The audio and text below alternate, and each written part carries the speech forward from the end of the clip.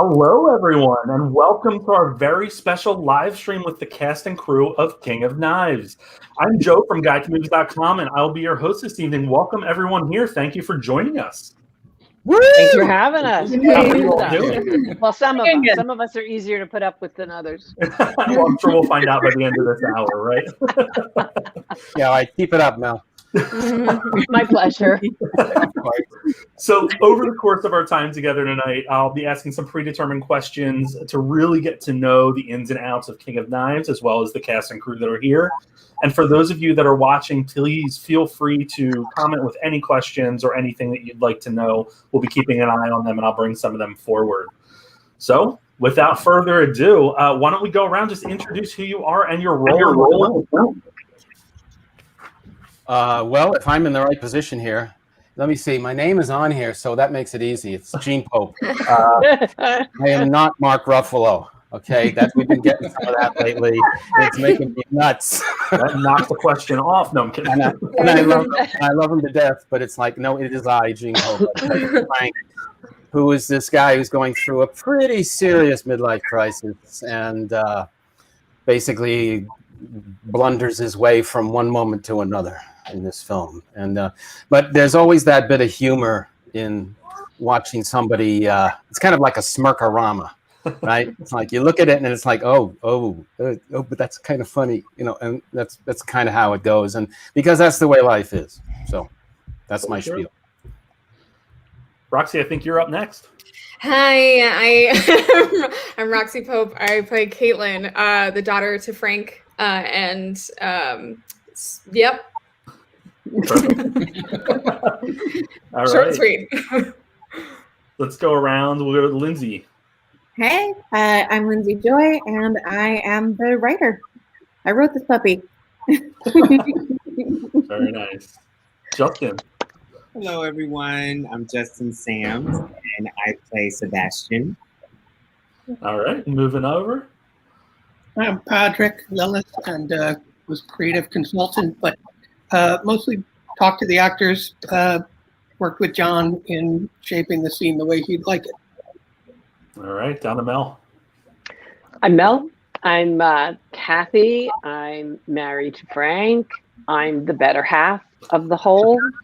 And there's my daughter that way there. I'll catch it. Oh, wait. That's it. I'm not good at that. I'm Emily Bennett. I play Sadie, one of the daughters, the older daughter in this crazy family. Very good. And John. I'm John Delgado. I was the director on this, and I have to talk. Hi. You guys have had practice at this. I haven't had any practice at this yet. So You're doing great. You're doing great. Well, we're happy to have you all here. I guess the best place I think to start would be Lindsay. I'm going to put you on the spot here, but tell us about where this came from, the idea for King of Knives. Oh, sure. So the idea and the kernel of it really came from myself and Jean spending some time together. Jean got to know me as a playwright. In fact, I had seen some work of mine that Patrick Lillis directed himself. And we ended up just sort of like over the course of dinner and wine and chatting about life, coming up with this story and something that interested us. So those were the kernels, just like us talking about, when life goes wrong, but is also really hilarious, and those pivotal moments in your life when you're having to make big decisions and deal with like really big, gnarly things. Yeah. And it seems like throughout the film, there's a lot of these big conversations, big life-changing moments that occur. Jean, not to get too personal, but was there anything that comes in from personal experience that you wanted to make sure it came across? No, of course not. Everything has been great. I played the Fifth Amendment. It's actually, yes, there's no question. When Lindsay and I would get together and talk, I would basically be talking endlessly about whatever midlife crisis I had, only it didn't quite happen in the same timeline as this movie. And a lot of the things that happened in the movie were not things that happened to me necessarily, but I I just felt that, sharing this kind of a situation, because it can be so absurd, and you almost look at it and you go, well, this doesn't really happen, does it? Does it? And then it turns out that an awful lot of people my age and millennials as well are going through very similar situations. And so, but yes, it was definitely based on elements of my life. And then, Lindsay wanting to understand, as she said to me, more about her father. And then it just kind of grew from there. That's great. And John, what drew you to this project, telling this story on screen? Well, it's.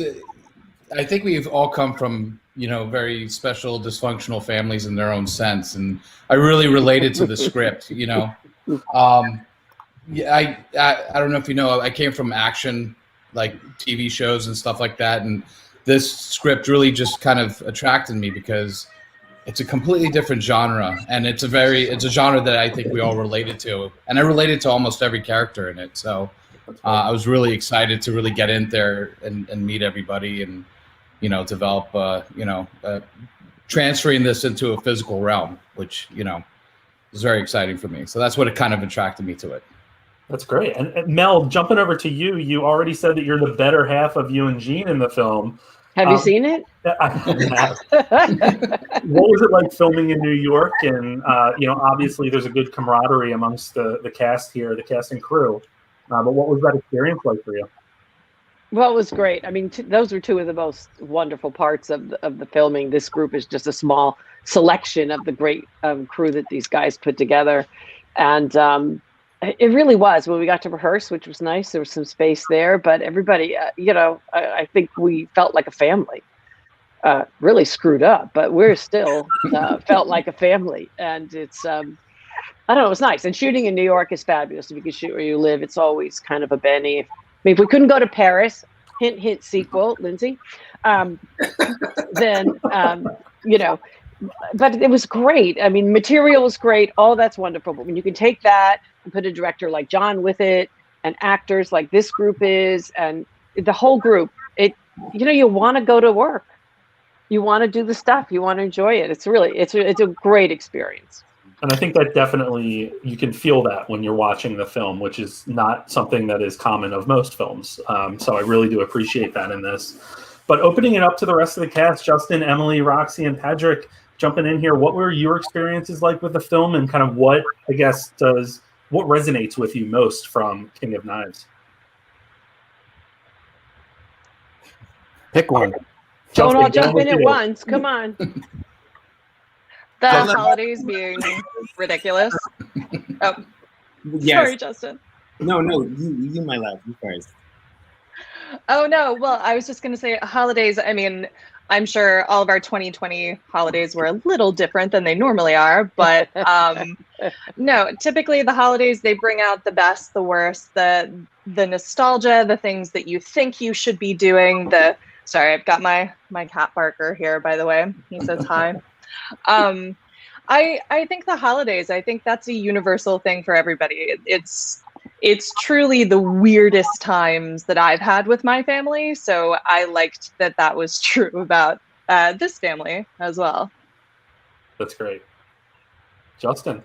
For me as well, I love Christmas movies, even though you can watch it any day of the week, guys. But I love that it has that Christmas seasoning on it, and I just love how each character is in search of something, so you just get so invested and you empathize with them, so you can't help but to jump in when you're given really good material.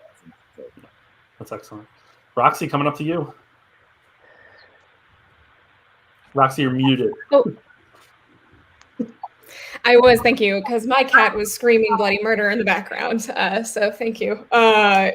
Yeah, I think for me, yes, the holidays for one, and also the fact that you can have a midlife crisis multiple times in your life, and the fact that it's not just happening for people later on in their life, or at 25 or 45, it doesn't matter. You'll consistently make mistakes and have to grow. And it's like watching a family at different times in their life deal with those crises. And I think that's what drew me too. That's great. Patrick, what was your experience like on this with this group and with the story that you all were trying to tell? Well, my experience was great. I know, as Lindsay said, I know her and her writing for at least a decade, it feels like, and More. and so, or more.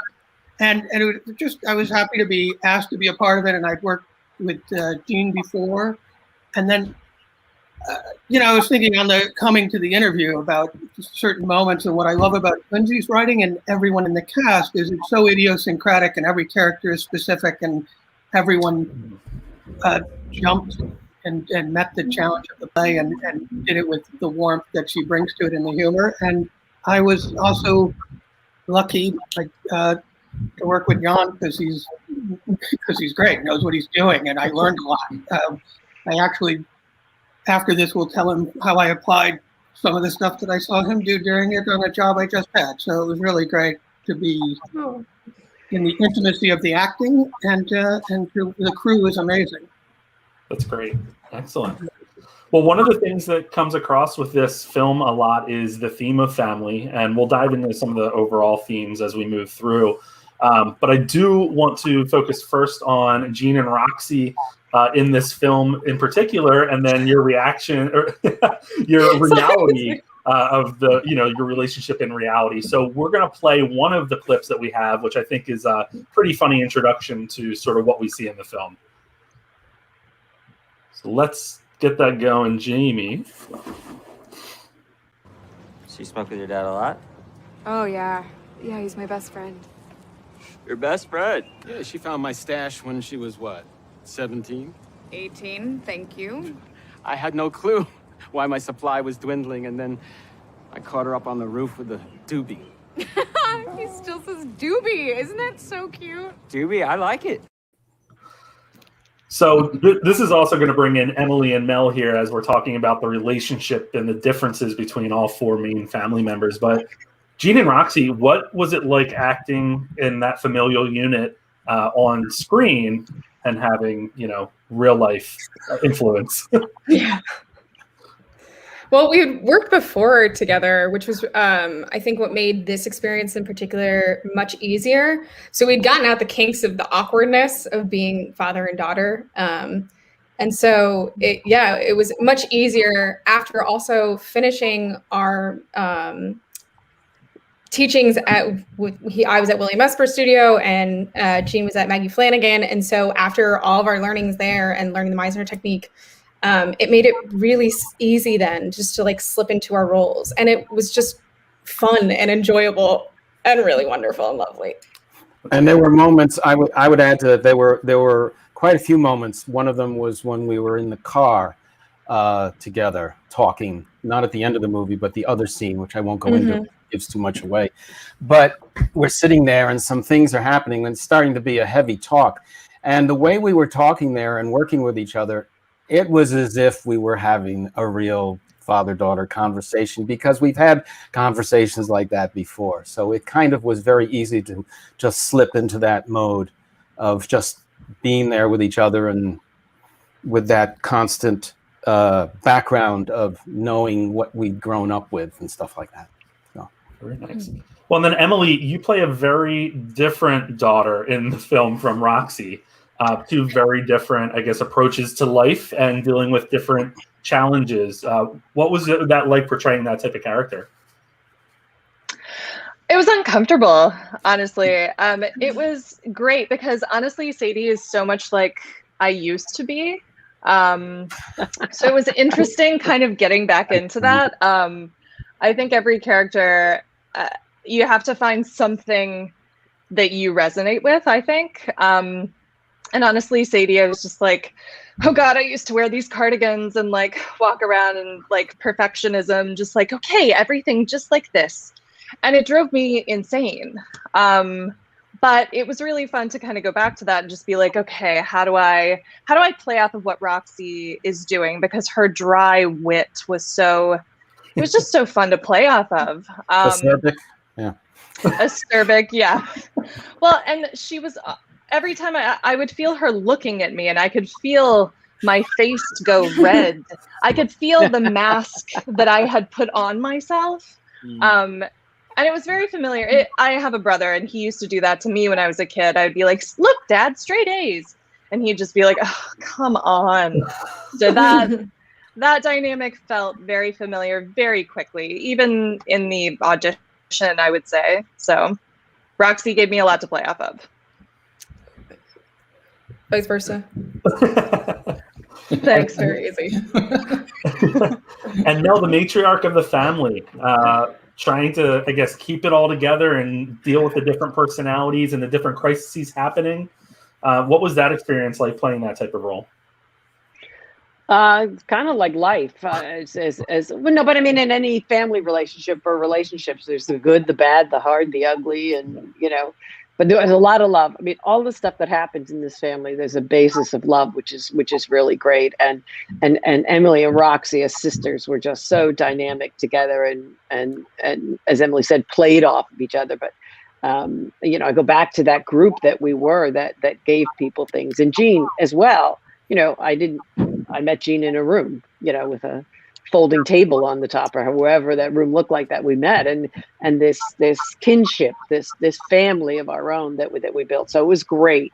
But also the material was there. So we have Lindsay's material that's there that gives us things to work with, and John, who's amazing. I didn't know John before, but you come in and you meet someone like John, and you start to shoot or even rehearse, and you're in good hands. You can tell, when you've been around as long as I have. And that's so reassuring, especially when you're doing an independent film. You don't know what you're going to get necessarily, and it's really terrific. So for me, that was a great comfort, and it allows us as actors to try it, do things, and make things work, because you don't have to worry about the other stuff. You can definitely, again, tell the comfort level, and one of the clips that we're about to show, I think, is a good example of that, and just the way that your characters interact. So if we can go ahead and play that clip. Has it been 28 years already? Yes, it has. Oh. You reek of weed, honey. Yeah, it's a stressful day. I don't want you driving high. You do it. Yeah, but I handle that shit a lot better than you do. Yeah. I don't know how. I say this all the time. I don't know how you get through those scenes, because they're so funny. They're so funny. Well, you might find it of interest that dining room scene, which is actually at the beginning of the movie, was actually shot near the end. And so by then we were so used to each other. And John, I remember. Thank God. I mean, it was 8 pages. You have this thing, and it's like, here's an 8-page table scene. I was like, oh my God. Table scenes are tough to shoot just in general, but having so many characters around the table, and having it 8 pages, and I mean, that's where I was really impressed with everybody, because usually I see people melt after like 3 pages, and we did that table scene over and over and over, and the energy maintained the same the whole time.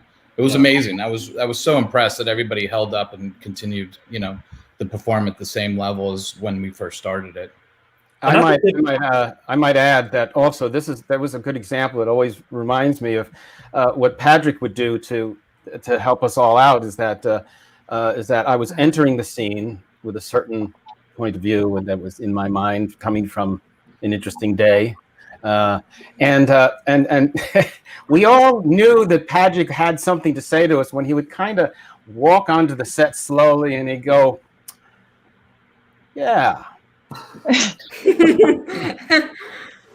And all he would say was, "So maybe you had a bad day in the office."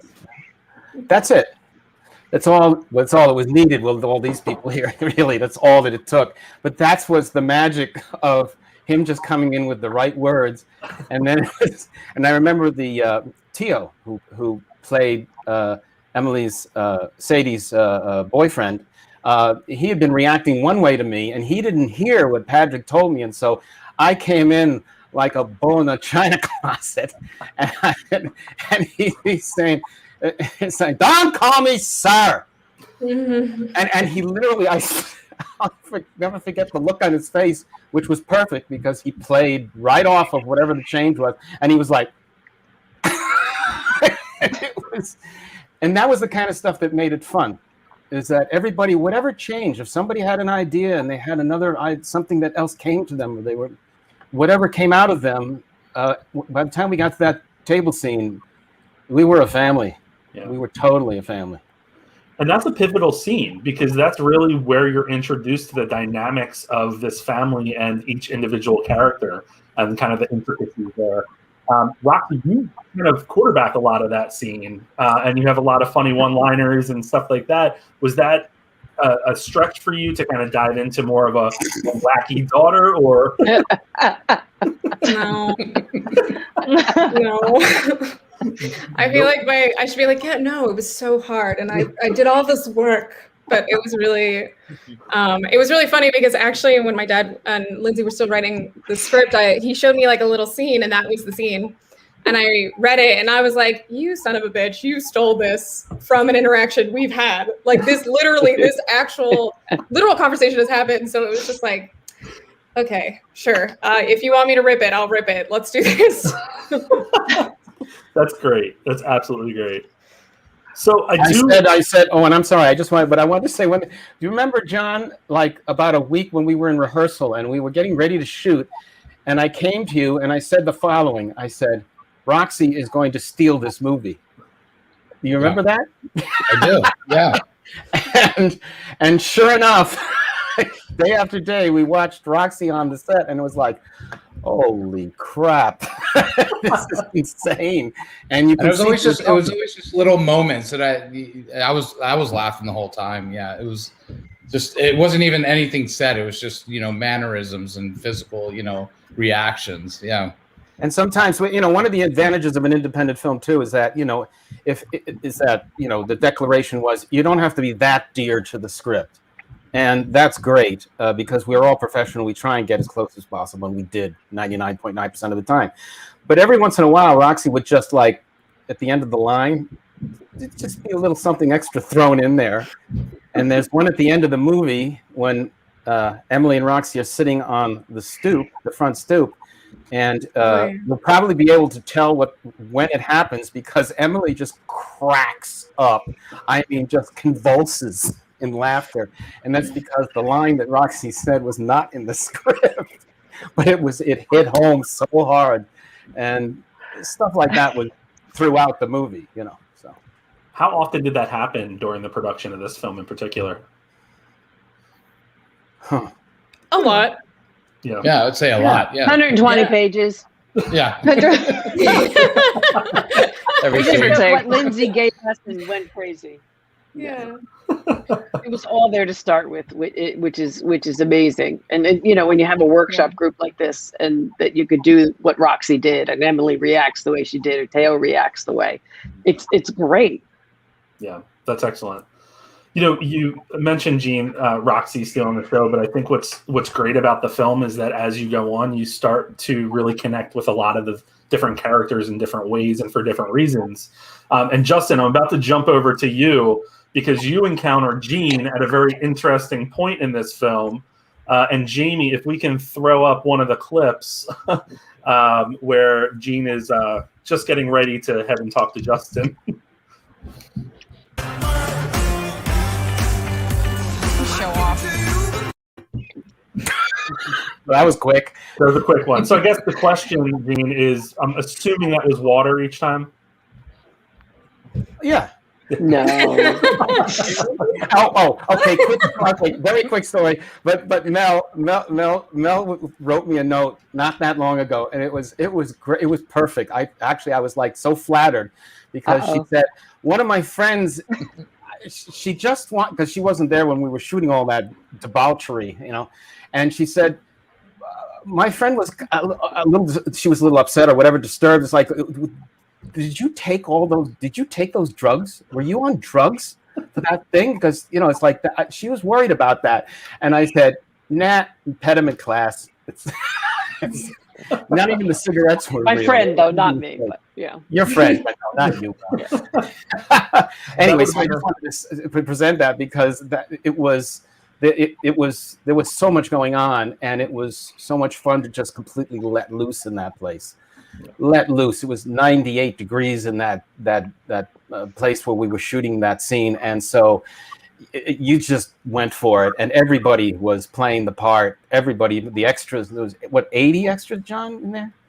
It was a lot of extras, yeah. Yeah. But I have to say that, Gene really set everything really up nicely.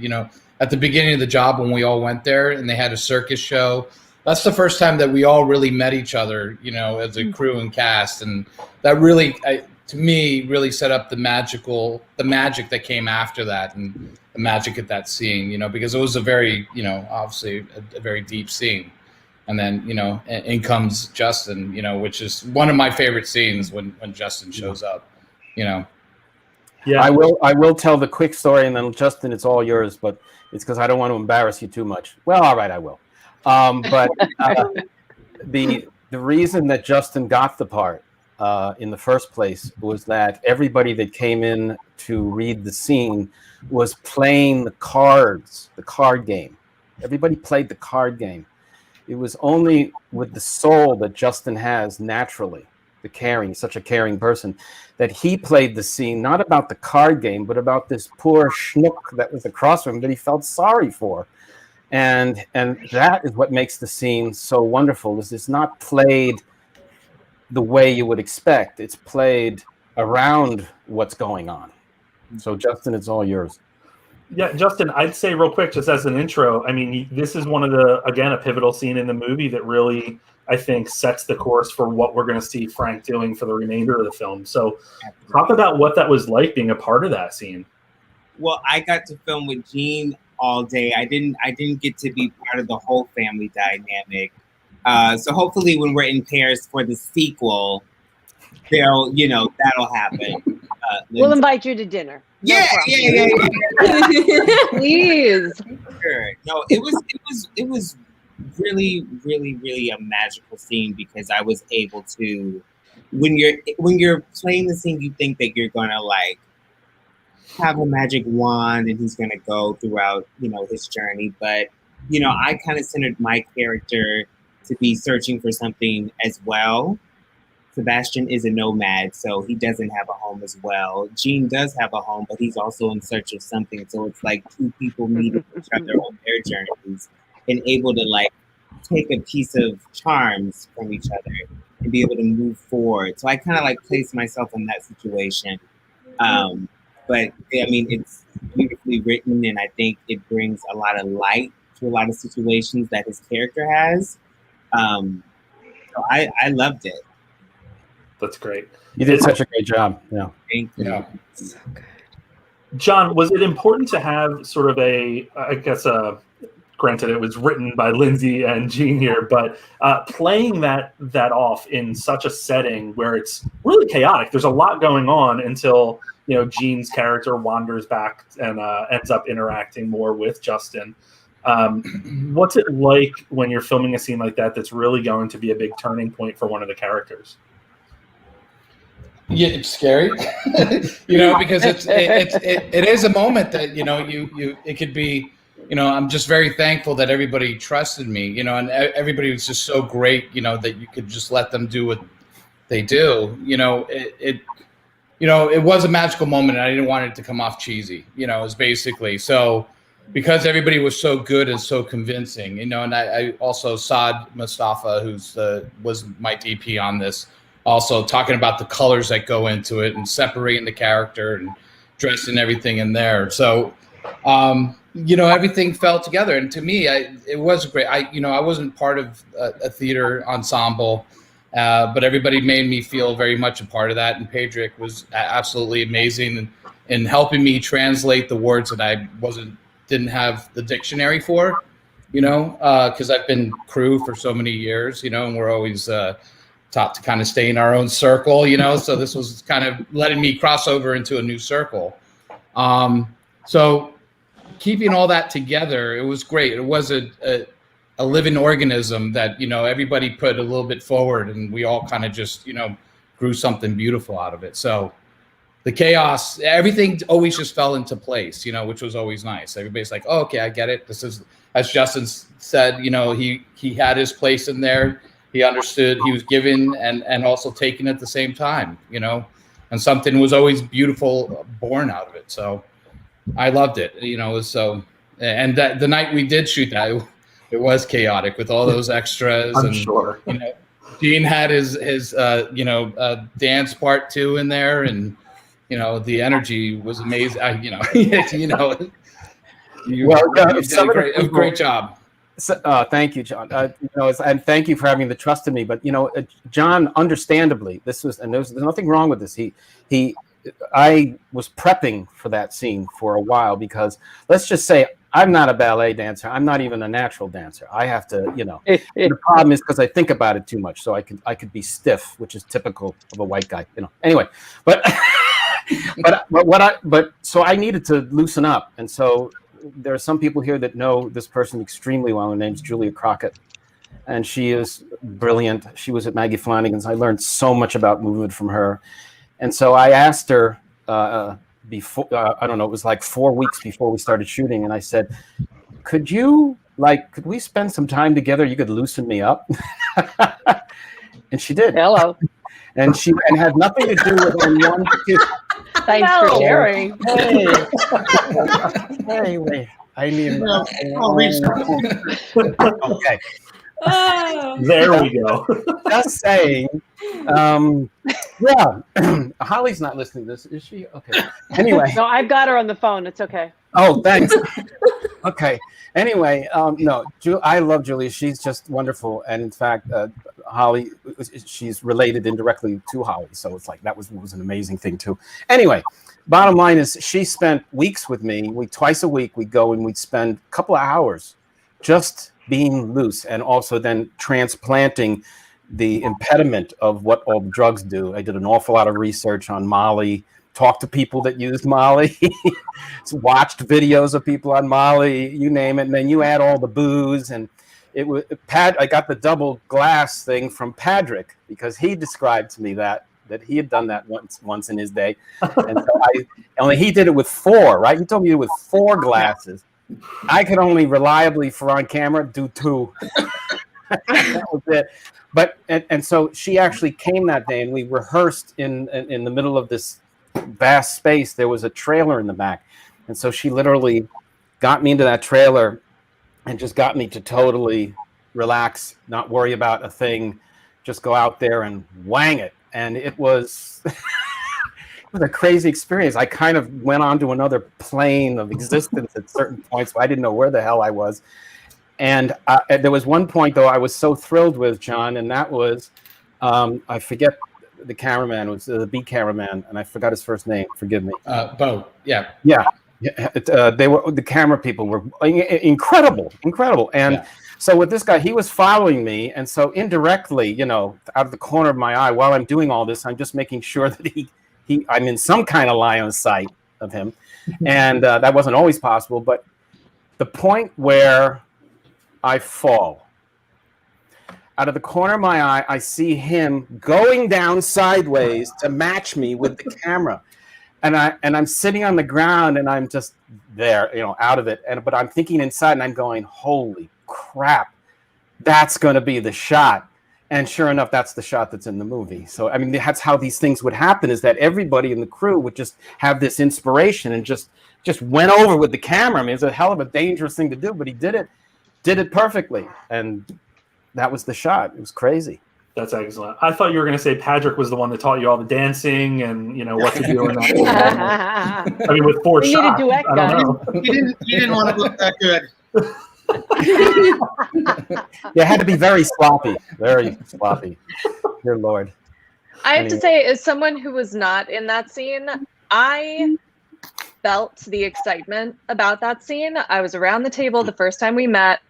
I came to set that day, and like, I'm glad everyone let me on because there were so many extras. There was such energy, but I was just like, it's that scene. I have to see this. And I hung out all day. Just, it felt so special. And I was so jealous that Sadie didn't get invited. Whatever. my fault. Next time. Sequel. Paris. Sequel. Emily, I do want to ask you though. You do have a very interesting scene where you're playing off of another character, and I'm not going to give anything away here, but you're playing off of Betsy, and Betsy's having a moment, and you're kind of you're almost the anchor of that situation while you're also processing through your own issues there. What was that? How did you get through that? Number one, but number two, what was that scene like for you? Emma Miles has since become one of my dearest friends. But I didn't know her before we worked on this film.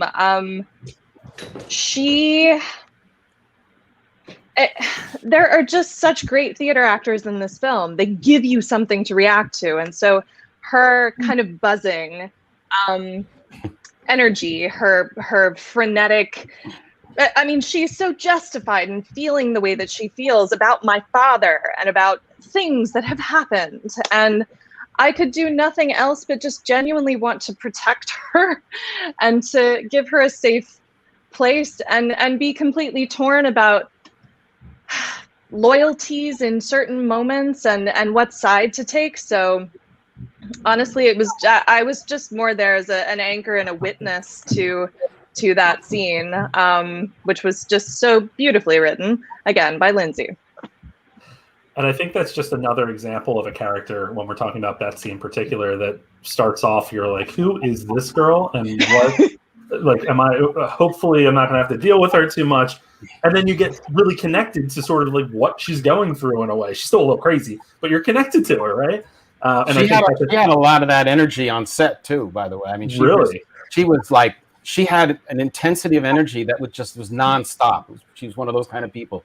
And the other thing I'm going to say to her, I hope she's listening, because this was right. Those of us that were there in the script at the beginning of that scene, all it says is blah blah blah is being a bitch in the middle of her whatever, her wedding thing, whatever, her marriage thing. Anyway, and so her shower. And that's it. So everything from when this camera entered all the way through to when I tap Mel on the shoulder and leave the scene, that was all improv. She and Eric Kuhneman, which is why I wanted Eric in there, I hope he's listening too, was because he's also an improv king. I mean, and the two of them started to improvise and make this scene up by themselves of this wussy guy and this completely dominating crazy lady, and then once they had it down, they just kept repeating perfectly over and over and over it's again. her shower, she gets what she wants, man. Exactly. And all of that, they just made that stuff up, and that was like, we were kind of all sitting there going, whoa. Very impressive. Say at one point with the president, oh, well, they're not here, so just tosses it over. She was doing that constantly. She must have done 50 little bits like that. It was crazy.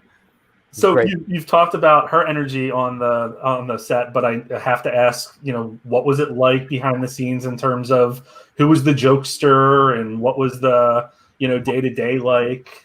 I think Mel, I'm assuming you were a little bit of the jokester here with how you've been jumping into the conversation. I like to enjoy myself. Very good. I mean, Mel, I have to say, I was so intimidated by Mel Harris playing my mother, like, at first. I just have to say, I was just like, oh, God, how am I going to do this? She was so delightful on set, and I learned so much from you, Mel. Like, it was a masterclass working with you. Teo said the same thing. You're so sweet. And Thank you. I think Teo actually made me almost pee my pants on the last day, laughing so hard. During the dinner table scene, he kept saying different things like leaving the room. So he's the one that I think I had to get my makeup fixed a few times because I was actually crying some of it off. Anyone else? Any good stories from behind the scenes? Well, I remember in the scene. The scene with the aerialist. Okay, and so that was obviously a very emotional scene at times, and so we had to do that all day long, which was challenging. But what happened was, little did I know that Lindsay had come to visit the set at that point. And Patrick walked her over in between, setups on the camera. And, I'd been crying my eyes, and I'm sitting, and I just hugged her. And I went, oh my God, I'm so grateful you're here. And it was because it was literally, we're like halfway through shooting, and I was so astonishingly happy with how things were turning out and how brilliant the dialogue was, that I literally just broke down in front of Lindsay and gave her this huge hug that was half what I was playing that day and half was like just how I felt about what she had contributed. And so that was an interesting moment. And I remember like half the crew turning around going, uh-oh, is he going off the deep end? It was good. I picked a good day to come to set. It was Lindsay, perfect. what's that feel like really when you see the words come to life and impact one of the actors that way? It's amazing. It's an amazing feeling because I am a writer that feels pretty strongly that it should cost you something, that good writing costs you something, meaning you have to put a little bit of yourself into it, and you have to sort of delve into some places that people aren't necessarily comfortable going. So to see something translate like that, to see something affect somebody like that in a really genuine way, how could you not feel humbled by that experience? I mean, it's like, the best catharsis there is, right? Yeah. Yeah. That's excellent. And when writing this story, what did you hope that audiences would take away from it? I mean, all of us go through a lot of things that this family goes through, right? We all deal with grief and loss and love and breaking up and dealing with family and just trying to find ourselves in this world. So really what I want for people to be able to relate to the characters. I want them to see that sort of the only way through it is to just experience it and get to the other side of it. Yeah, that's my big hope, is hope, is that it gives people some hope, I think that's a great message, and especially given the past year that the world has dealt with, I think that's really something that people are looking for right now, especially in film. So thank you for that. I do have to ask, though, of course, you touch on marriage, you touch on relationships, the modern family, and, we joked around about a sequel earlier, but there's been talk of a potential sequel. I don't know if it's going to Paris or not, but what can you tell us about that? Yeah, guys, what can you say? Like, when are we doing this thing? Well, I'll tell you what, I'll give you a very abridged version, okay, and highly redacted version, because we really don't want to reveal a hell of a lot right now. Seriously, because it's a bit of a surprise. I mean, Lindsay's not the kind of person who is shy, and I give her all the rope she wants to take a hard left turn. And so, you've got this family that at the end is basically all going in their own directions. And definitely in the next one, we're going to follow them on their directions. And they do get back together again, but there's this interesting dynamic that starts to happen. And let's just say it's very unexpected. There's no way you could predict exactly what's going to happen here, which is the point. Because if we didn't want this movie to be the same old, this kind of formulaic kind of movie. It had to be unpredictable, and it wasn't. This is definitely not a Hallmark movie. Okay, I mean, I just make that. I was waiting for a point to say that before the show ended, and I need to say that now, because we've had a few too many people who have seen the little bit of the Christmas wrapping on the thing, and it's like, and they go, "Oh, a Christmas movie! Oh my God, what is the language?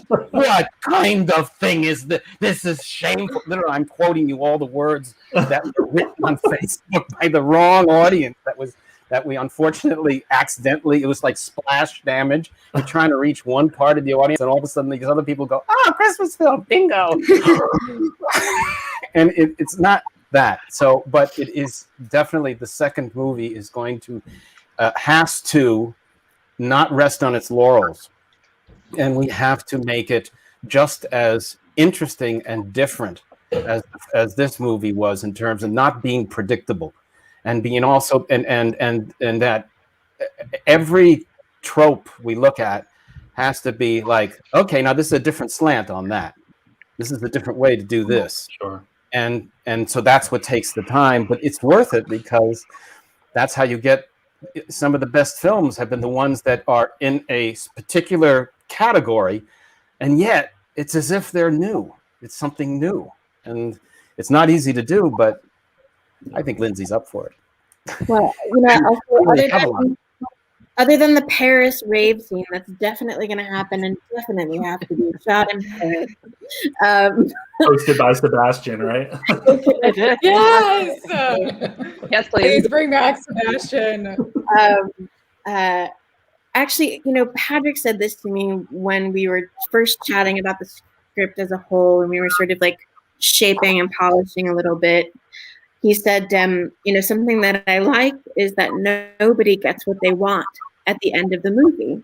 And I really had no interest in sort of like wrapping everything up in a bow. And I thought Patrick nailed that. And I am interested in where things are not perfect and where things go a little bit awry, and in following life like that. So again, work in progress, but these characters are so rich, it's really easy to spend more time with them because they're interesting. And these actors brought such life to it that they became even more interesting, which is lucky for me.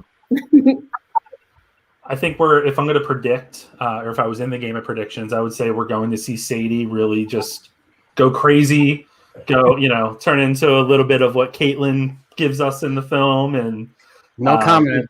What's that? No comment. Well, maybe Kathy's there, kind of enjoying it as well. We shall see. We shall see. That'd be great. So it's definitely happening, though. That's a takeaway. Oh yeah, one way or another, we're going to get it. I mean, one of the things that if I have any disappointment, it was that all the theaters had to shut down, because one of the things between test audiences and showing on various big screens for the crew and for friends and family and stuff like this, when we first finished the film, before it got distributed, one of the things that was so obvious was when you show this movie in a theater, the way it engulfs you. One of the things we worked very hard on was the music. Got one of my favorite music pickers, and he agreed to do this movie for not a lot of money, and he's one of my favorite of all time. But when we were picking the music and everything, it had to be something that enveloped you. And there are times, especially in the party, even in the car, wherever you are, you're in the living room, everything is surrounding you. You're in with that family. And that's an experience in a theater that it's really hard to get at home on any size screen, because unless you have like a surround sound car, 100-inch screen, but you know what I'm saying. And that was the thing that struck me, even when I was sitting in the back row watching everybody's shoulders to see how they're reacting, because if it starts to do this, it's like, we're in trouble now. And if instead they're going like this, okay, we've got them now. And there was much more of that. And people, you look at their comments when they saw it in the theater, and they were so engulfed in it. Like one guy said, which I loved his line. He says, it's so many action movies, and it's like, those are fun. He says, but this was a film. This was a film. And I knew exactly what he meant. It's true. It was everything about filmmaking that was done to such a degree. And John, look, from the technical standpoint and everything, none of this would have been possible. The impact of all the performances would not have been possible without your, doing these wonderful shots and just the way you put the whole thing together, and you and Saad together as a team. It's unbelievable. It's gorgeous on the theaters. So my hope is for the second one that we're going to get in theaters with it first, because I think it deserves that kind of showing. I would agree. And someone in the comments had said, yes, such a great movie is one that we've seen repeated multiple times.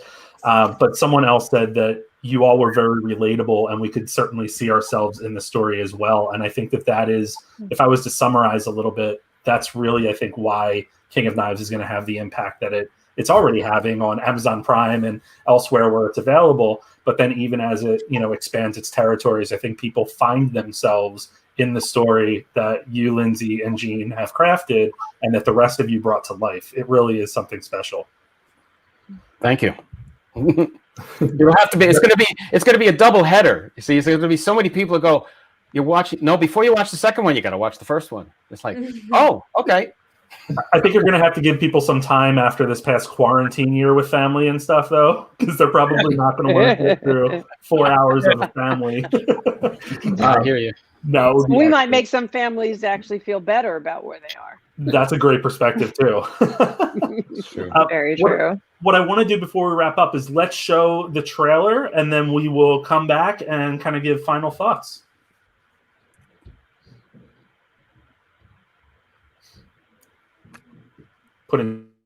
Where's my beautiful wife of 28 years? You reek of weed, honey. I want my own sports car. Having a midlife crisis. I'm just trying to keep up with yours, honey. Oh! My whole life, I was barely there while you guys were growing up.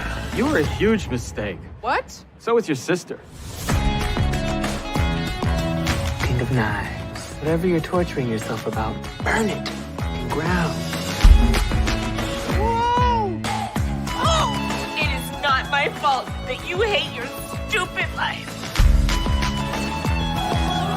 Are you having a breakdown? Definitely. Bergs, man. Y'all break down for real.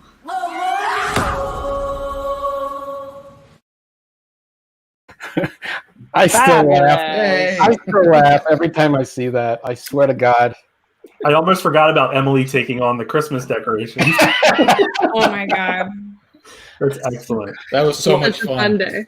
Oh, well, and I have to say that was in the script, but not exactly what I did. And I walked up to John that day, and I was just like, "Hey, I'm gonna go crazy. Is that okay? Like, just crazy." And he was like, "Show me." And we blocked it out, and I'm very glad that I got to do that. By the way, Emily, I was in a holding room that was in the house whose front yard you did that attack, and I'm sitting there and I'm just kind of relaxing, like kind of closing my eyes. All you hear, I'm going, what the frick is going? Oh my God, it was great. So I watched it from the other angle, I mean, you can't write a character as tightly wound as Sadie without seeing that come out in some way. So I'm very grateful for the opportunity to let the steam out. And Roxy, you watching that happen was equally as funny too. It was just kind of that realization, oh no, she's done. She lost it. Here she goes. Yeah, it was also just genuinely funny to watch Emily just go apeshit and just being like, this is amazing. That's great. Well, our time is coming to an end, but I do want to thank you all for joining us tonight. This truly is, in my opinion, a special film, and I'm very thankful that I was able to speak with each of you. I hope that people are out there watching it and that they are getting more excited as it expands into other territories, and they can find it on Amazon Prime Video, as well as through Apple and other services. And I believe we had the links in the comments, but Jamie, if we could do that again, that would be great. But thank you all for taking the time this evening. Thank you so much. Thank you. It was great.